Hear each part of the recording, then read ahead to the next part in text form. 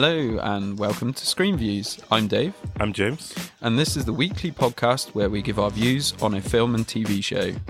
Each episode is unscripted, unedited, so anything can happen. Listeners should be aware that we do include spoilers, so feel free to fast forward, rewind, or simply buckle up and enjoy a somewhat coherent conversation. Our podcast is based on the idea that there's no such thing as a bad movie. Therefore, for every review, we'll give a recommendation instead of a rating. But first up, we're going to have a quick discussion about what we talked about last week to see if our opinions have changed. And we are rolling. We're back. Rocking and rolling.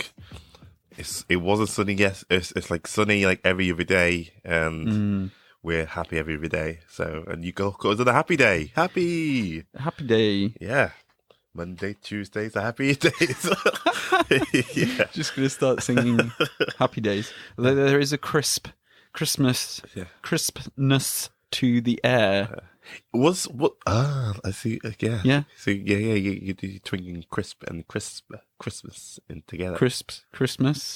And I have a pack of crisps in the next room as well. Yeah. Yeah. All the crispiness. Yeah. Boom. All, yeah. Like our podcast. Yeah. Crisp. Yeah. And tell your friends to subscribe to our special Christmas episode. I don't know what it'll be, but I feel like we were like talking about a Christmas episode in the summer. We best like follow through on that. Yeah. Halloween episode should be good. Yeah. Look forward to that. Yeah. Okay. Yeah. But what about TV, James? TV last week, as everybody recalls, was Luke. Well, a few weeks ago. Yeah. Yeah. The previous TV episode was about Luke Cage. My main man, Luke Cage. Luke Cage. Should apologise in advance Harlem. for our terrible Jamaican. Although what's accents. great is the rich Jamaican accent in that show. We only like try to honor the rich Jamaican accents in that show. Yeah, one of the best things probably about the show. Yeah, I think I enjoyed the show a lot more than you did. I thought it was interesting. Well, you can probably tell that my opinion has not changed of Luke Cage. People haven't really been hating Luke Cage online. People haven't been glorifying it. So people love to hate online. So I just think the general it's okay. Online, the online sort of feel of Luke Cage. Yeah, on reflection, I was maybe a bit harsh, but I do think that it could have done better, and I think possibly it was, they're trying to stretch it out a lot. Yeah, and like you were talking about this kind of two baddie approach thing, and this season it just felt strung out too far. Yeah. Or they didn't focus on the real interesting bits. Yeah.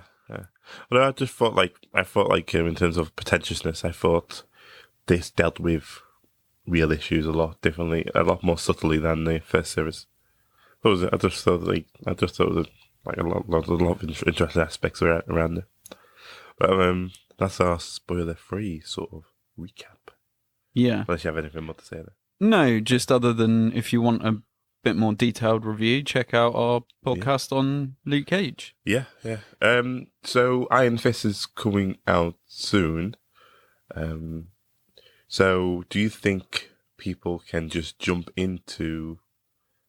If people are just set on just what don't care about Luke Cage, or just want to watch Iron Fist, would you suggest they sort of jump into maybe in one or two episodes of Luke Cage without giving any spoilers away?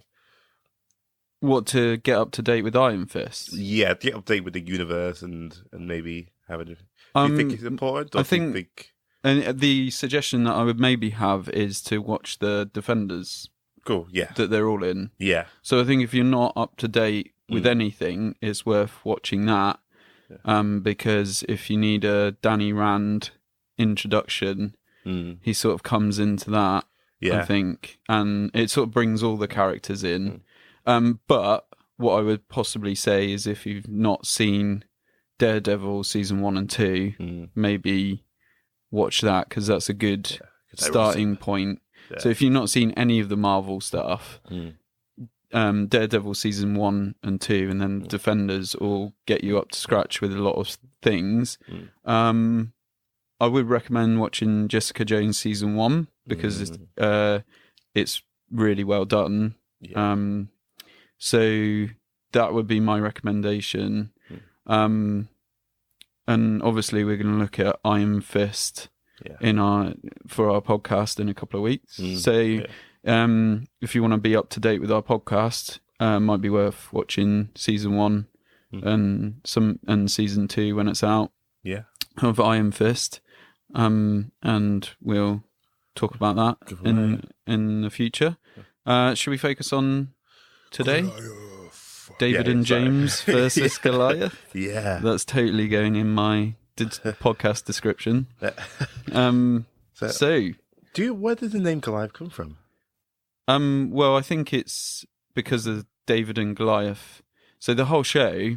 So just to get listeners up to scratch, so this is a show that's available on Amazon Prime. Yeah. It's about a lawyer who's sort of down on his luck. We don't know why at the start of the first season. You sort of, as the program goes along, you start to understand why, this talented lawyer is down on his luck. He has alcohol issues. I think that's fair to say. Yeah. And I'm assuming, I'm not, this is based on my own brain and not research. But I'm assuming the name Goliath comes from the fact that they take on a massive sort of conglomerate company. Yeah. And they're taking on a big law firm as well. So it's this David versus Goliath thing. They've just taken out the David versus part. Yeah. Yeah, no, that makes sense. Yeah. So you've watched season 1 and 2 now. Yeah. Is that correct? Yes. Okay. Do you wanna start off what you're thinking about the show? I love the first series. I think it had a really good mixture of courtroom politics and dramatized TV drama. Dramatized TV drama. That's the thing. Yeah. Dramatized TV drama. Yeah. Not a TV drama, but it's a dramatized version of TV drama. I thought the Billy character was really interesting. I suffer with sleep apnea, and I've never seen it represented on TV or film. Oh, really? Having a character. I feel like I've seen the occasional, but I've seen the occasional sort of like machine next to a bed, which is sort of like a mixture of like, but no,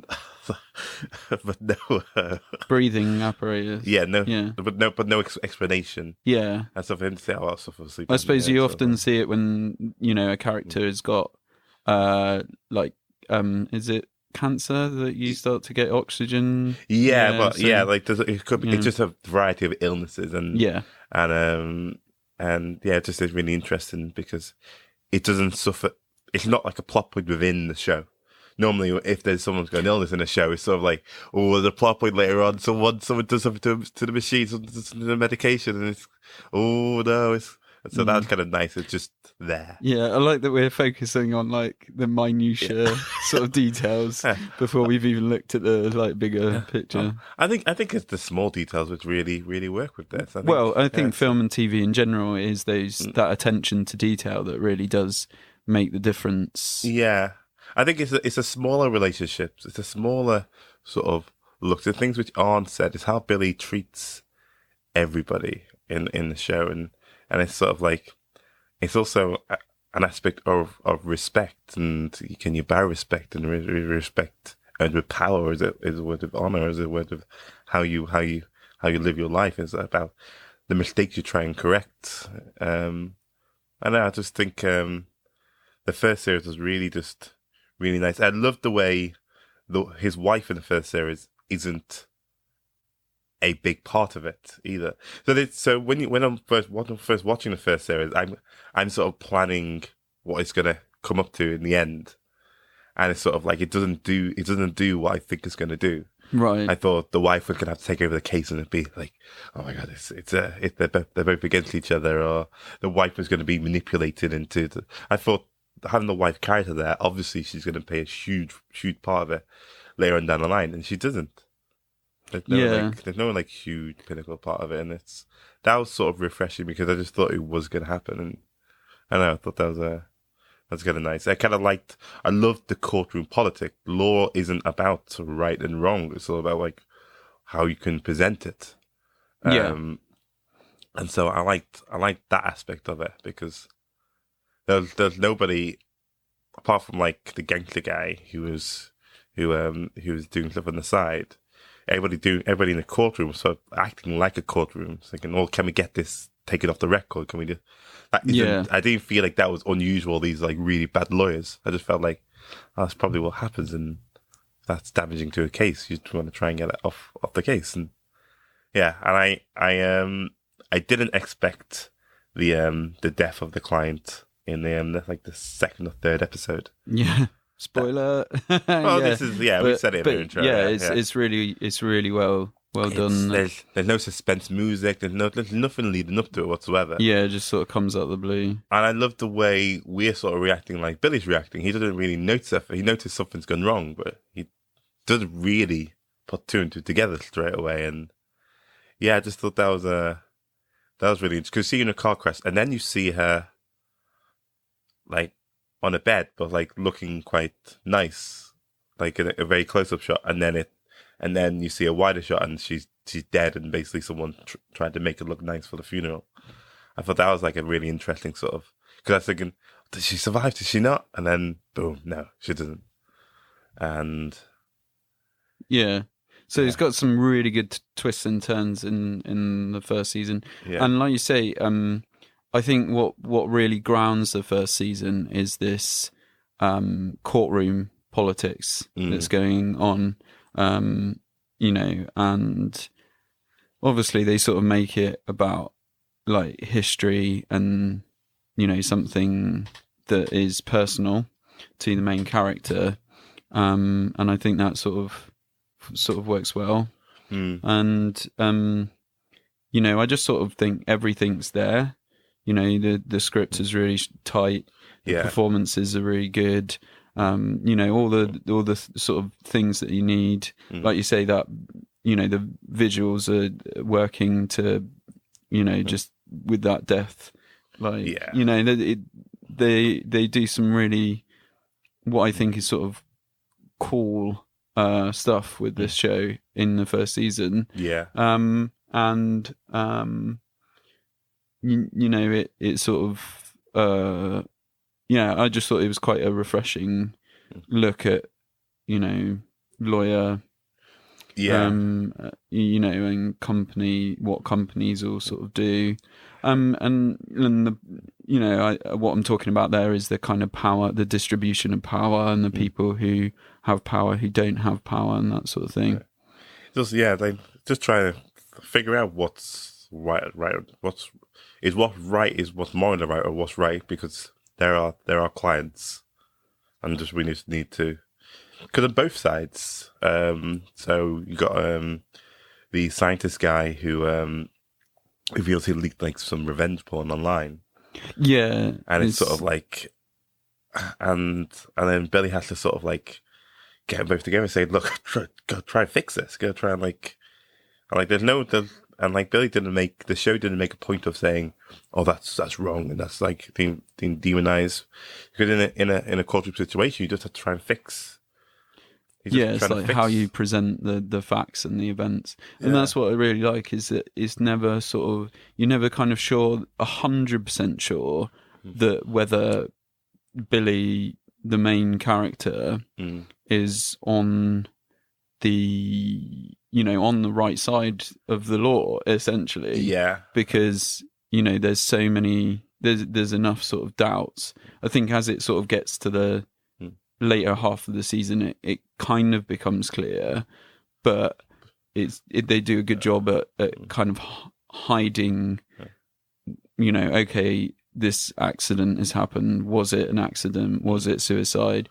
We don't really know, and and Billy is just sort of acting on an impulse or a feeling for quite a while, and so I think that was quite that was really well done. I also think the sort of reveal of the actual what actually happened was actually quite interesting, because like spoiler alert, and I'm moving away from the microphone. Made a spoiler for the end of the show, but you found out that the guy who died, he actually volunteered. He's part of the team. He's part of the company. He's saying like, okay, well, let's try and get rid of this stuff, and like, but that's not the point. The company shouldn't have that. But it's sort of like everybody. He's even a shade of grey. Yeah. And yeah, I also like the delivery of the sentence as well. So she went through each offence. Yeah. And the first offence, they got granted $1, and you saw the what's her name, Patty's reaction. Yeah, and Billy's like, don't worry, let's because he's more of a experienced lawyer. And he knows what. Yeah. And then you hear the final result, and you're thinking, whoa, that's a lot of money. And then the conversation afterwards is kind of interesting, because that must happen all the time as well. Companies just go, well, we don't want to pay that, and it's sort of like, it does sound great straight away, but there is appeals, there is things can get strung out for years, and you could lose everything. And so so what was it, from 160 million to 18 million, which is I can't remember what they sort of dropped on, but it was dramatically less. But then they get it straight away, and they went in with nothing, and they came out with 18 million. Yeah, I mean, I think there's like, so it looks at the aftermath as well, which is just a sort of interesting aside as part of the process, because often in film or TV you don't see that. Although, I mean, I suppose maybe that's not fair to say. Maybe there is like sort of stuff that does do that kind of thing. Trying to think, the OJ case, that's the one that was on Netflix. But he got off though, did he? Yeah. But I think they looked at some of, kind of what.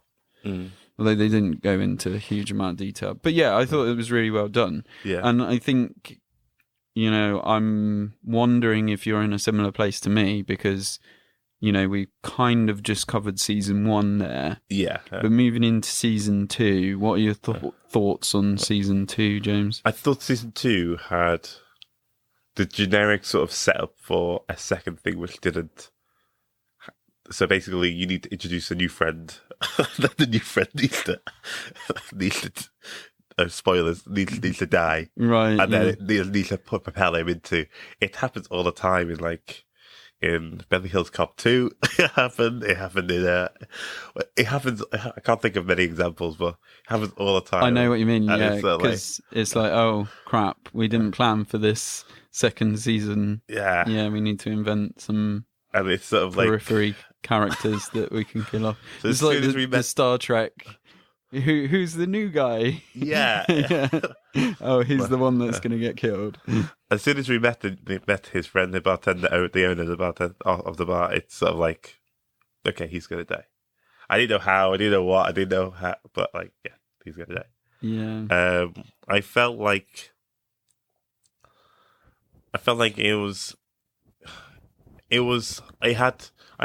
it started off to be quite interesting and promising in terms of, so the very beginning, when he's not involved in the case at all, I didn't even like that. When he started getting involved in the case, I thought it was really interesting, because you did start to see that politics. But very soon, the combination of drama and courtroom politics, I don't think we'll go into a courtroom again. I mean, it's not about lawyering. It's just about, it's a drama.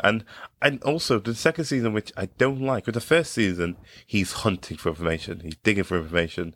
And the reason why the story's propelling is because the bad guys don't want him to dig any further, and they're trying to stop him. I think with the second season, he's not digging. He's literally just wandering. The plot is happening around him, and he's not doing anything to propel it at all. I mean, for me, the difference between season 1 and season 2 was immense in terms of the quality. And I think nail on the head is that in season 2, there's just not enough lawyering. No. The show is this show is set up as a show about a talented lawyer who takes on like big cases or cases that nobody else wants to take on. Yeah. And that's the kind of premise for the first season.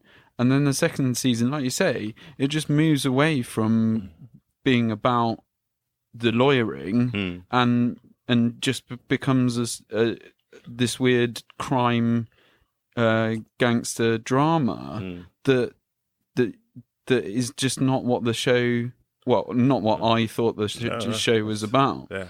And I think, what it seems to me is that they did was tried to focus on character rather than the plot or the fact that let's give people a show about being a lawyer. It's just like, and this is so Rach and I watch Suits and it's a bit of fun. It's not as well made as Goliath, but it's the seasons with that drag are the seasons where they stop doing any lawyering, and you're like, why have a show about lawyers when they're not doing the thing that you tuned in for? There's just a disconnect there, and I think this for me is a classic case of really, really strong first season, weren't planning for second season, and now what do we do with that? And they just sort of move too far away from what made the first season stand out for me. I mean, I thought it would have been interesting if Billy tried to set up a law firm again, but couldn't really handle it. And so it's about him trying to be a lawyer. Because the first season, what I really liked with him and his wife, he says, "I'm back. Just so you know, I'm back." And it's just like okay, cool. And I was really wondering, where's this character going to be now he's won this case? And then we go back and we don't really dive into him at all. Like I say, he's just wandering and we don't really get to know who he is. And well, I suppose the temptation is always to go back and do flashbacks. And I'm sort of glad that they didn't do that. Yeah. But I'm not glad that we don't see him, not that we don't see him developing, because I think that's okay. So I think people who are messed up, whether they, I mean, in this case, whether they've got money or not, he's continuing to be who he kind of wants to be. Yeah. And I think that for me that's okay if the show focused on the case. Yeah. Which is, did this teen kill two people?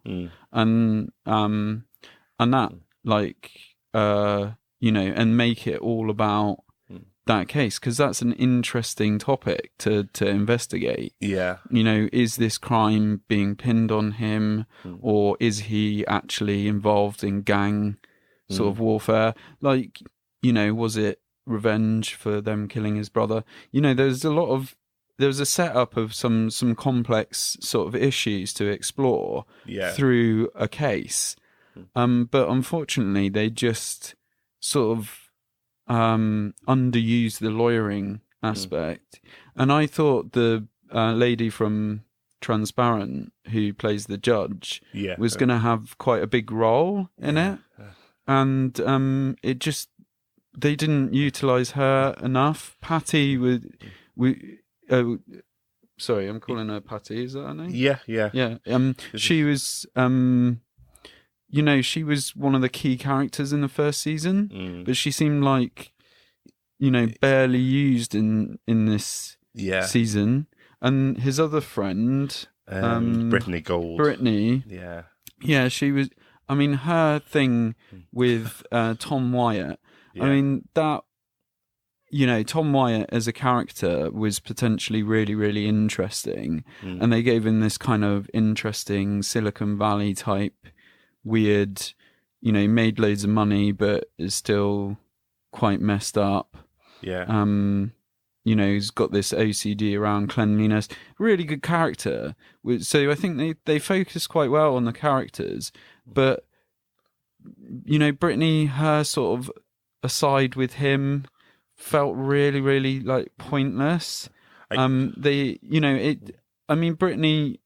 it was a shame because in the first season, Brittany's like, one of the big issues is that she's a sex worker and, she's trying to move away from that and she doesn't quite know how. No. And, she does make some bad choices towards the end of the first season. And it would have been interesting to just explore how her character is sort of trying to move away from that. And, instead they just sort of paired her up with this other character because it was almost like they didn't kind of know what to do with her. I was excited at first to see it when she going into like rehab and you saw her talking. Like, oh, this could be like a really interesting side. But then she meets him straight away, then she just stops that. And so we no longer see her actually developing, getting over and becoming a much stronger, confident person. And it's such a shame because we're not seeing any development in Billy's character. All of a sudden, you've stopped the development in Brittany's character. Patty, you've stopped her, like, because she had such a busy lifestyle last time, and she was just trying to juggle so many things. And this time, even it just you had her and a cousin. The cousin was like a bodyguard, and that sort of storyline just wasn't really enough. And even the receptionist, I can't remember the bigger girl, a larger lady. She's Maria. Maria, possibly, yeah. I'm glad she's talked more in this one, and there's a little bit more communication, but there's not enough there to flesh out a whole character for me to enjoy. And so really, in terms of the main cast members, I'm not really connected with any of them. And it's weird to have the first season you connected with all of them, and like even the daughter in the first season, you can see how conflicted she had a much more interesting role. And in this one, it's like she was used as a pawn, and that's really it. Like, does she care about her father, or is she being manipulated to care about her father? And it's annoyed. Yeah, this is the second season. It's just a shame that that hopefully this show isn't remembered for a second season. Yeah, I mean, I just think, it is a shame because I was really excited for the second season, and I really did binge the second season quite quickly, and I just sort of came out of it, and I was just really sad that it was no way as near on the same level as the first season. I mean, just I just didn't buy into the gangster sort of thing, and I could sort of see what was coming, and there seemed to be some interesting explorations, and there was the whole amputee sort of situation going on. But I think it's interesting that there's a lot of, because Rach was asking me, why do you think there's a lot of film and TV like with people with legs and missing legs, that sort of thing. And I think my response was, I wonder if it's just that the technology people have, the technology is a bit wider available to have leading actors and take away an arm or a leg, and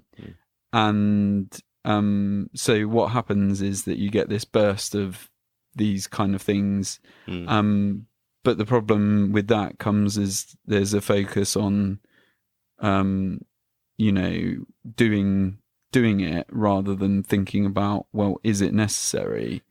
And it did sort of feel a bit like there was too much focus on trying to create oddball characters and violence and horrible sort of things happening to people, and not enough on what made this first season great, and how can we sort of bring that into a case.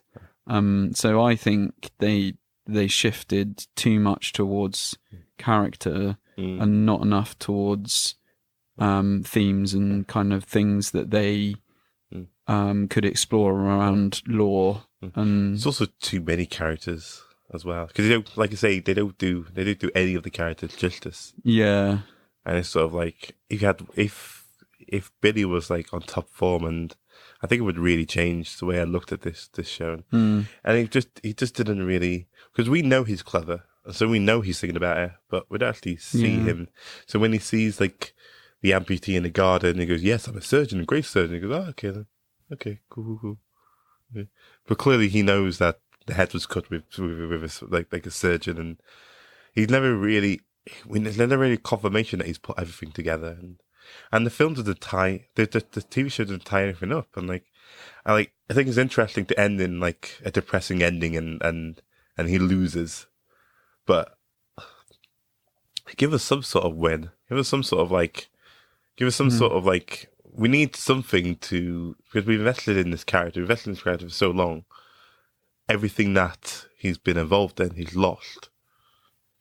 I just don't think it's just not enough. I don't know. It's just like, yeah. Well, it just got a bit ridiculous as well, didn't it? I'm just, as you were talking now, I'm remembering the whole. He got like captured, and then he was in the house for ages. Yeah, you don't know how he got there, and who's the Chinese girl, and yeah, it was just like, I mean, for me, what it all sort of boils down to is basically the not enough lawyering, not enough courtroom, and that's what I tuned in for. So you've not given me something that I was expecting, and the moving away from what made this show great didn't really connect for me.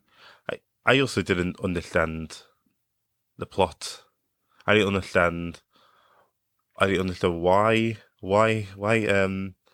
his son got killed to begin with, and then I didn't understand why. I didn't understand any of it. I didn't understand how it connected to the surgeon guy. I didn't understand why the surgeon guy needs his sister to, well, his adopted sister, yeah, Marisol, mayor, to be mayor. I didn't understand how that increases business. I didn't understand why the police officers got, like, the dodged police officers, what they were doing to get the money. You only really saw the money, which they'll put into a cabinet and take out of the cabinet. I didn't understand what the rich guy with glasses did. The David Cross. Never nude. Yeah. I didn't understand what he did. I didn't understand any of it. None of it made sense. None of it was like, and I don't think I wanted to understand either. When you think about the first one, they started talking about the bomb, they started talking about the fuel. It's like, it's not a bomb, it's the fuel which is illegal. It's not a bomb at all. And the case, and I thought it was explained so well, and like, with this one, it was like they were trying deliberately to be ambiguous. Was it drugs? Assuming it was drugs. It was drug related, but yes, it was. I think it is explained, but again, it's one of those things that. Do we see drugs? I think there's something about the port. So he needs her to be mayor, so she can relax the ports, so he can get his drugs into the country. I think that was or into the city. I think that was the premise of why all of this sort of needed to fit into place. But I can't remember the connection with the Suarez and how that sort of connected to Gabrielle. But why did they need that boy to go down? Why could I think it's explained at various points, but I think personally I got to a point where I didn't really care. Yeah. And that is a shame. Because there wasn't enough focusing on the case, I didn't really care whether this kid sort of survived or not. And they started to do some interesting stuff about him not telling the truth, him, security footage coming up with him and a gun, and then him handing the gun over to his girlfriend and stuff. They started to explore some interesting sort of stuff about the case, but there just wasn't enough of it for me. Yeah. So, if we're sort of moving into a recommendation here, my recommendation to anyone would be watch the first season and walk away. Yeah. And if there's a third season, we'll review it. Yeah. And we'll recommend if you just skip onto the third season. I don't know. Because I just think it was a waste of time. Well, hopefully, each season will be self-contained, because a lot of the characters from the first season didn't appear in the second season. So it might be that if they keep it self-contained, then we won't need to think about any of the characters. But the first season was so subtle as well, and so how we found out about Billy and how he lost, how he went down, was just Brittany was just explaining it, and I thought that was kind of nice, because also I really liked the relationship between Billy and Brittany, and the love relationship, which isn't a bit like Glow and the manager and and it's sort of as she didn't understand, she said, "Just let me do this." No, we can sit here, we can hug, but I don't want that. And it's sort of I get the impression that perhaps Billy was a client at some point, but I don't know. But right now it's sort of and he I don't know. There's just a nice love connection there, and I thought that connection was really nice.